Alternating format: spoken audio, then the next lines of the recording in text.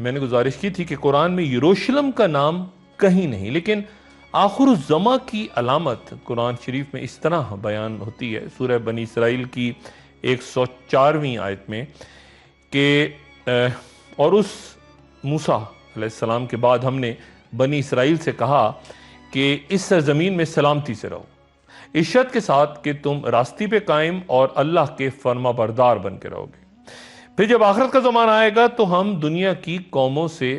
نکال کر تمہیں یہاں تک لے آئیں گے۔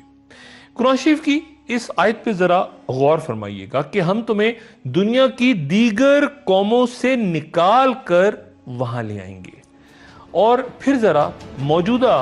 جو ملک ہے اسرائیل کا اس کو دیکھیے، جہاں دنیا بھر کے ممالک، خواہ وہ مسلم ممالک ہوں، روس ہو، یورپ ہو، امریکہ ہو، پوری دنیا سے، ہر جگہ سے یہودی وہاں جمع ہو چکے ہیں بڑی تعداد میں دوبارہ ہجرت کر کے۔ تو کیا اس پیش بینی پر ہمارا دل اللہ تعالیٰ کی عظمت کا مزید قائل نہیں ہو جاتا؟ 1981 میں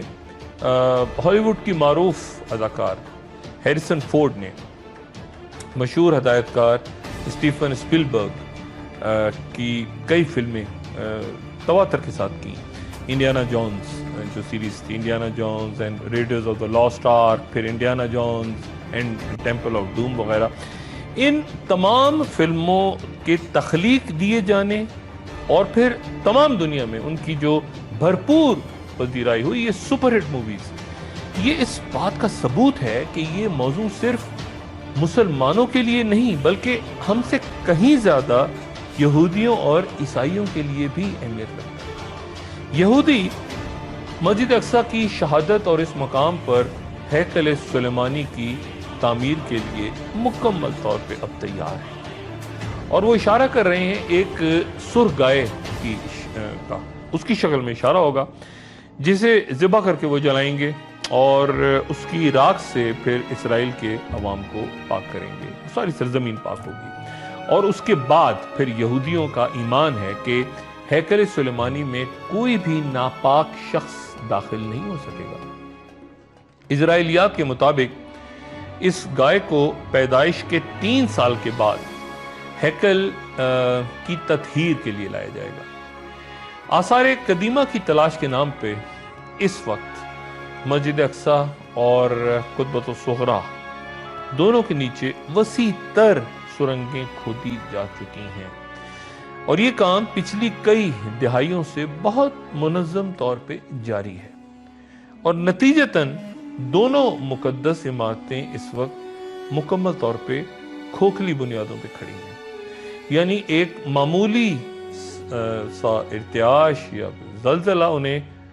زمینبوس کر سکتا ہے۔ اسرائیلی حکومت کا کہنا ہے کہ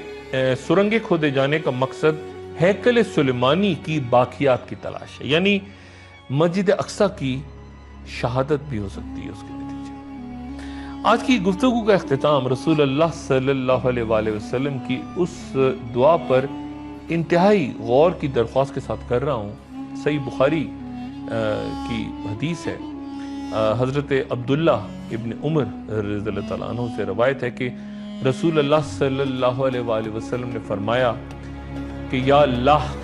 ہمارے شام پہ رحم فرما اور ہمارے یمن پہ رحم فرما۔ کچھ نے پھر نجد کا پوچھا تو آپ صلی اللہ علیہ وآلہ وسلم نے فرمایا کہ وہاں زلزلے اور تباہیاں دونوں ہوں گی اور وہیں سے شیطان اپنا سر نکالے گا۔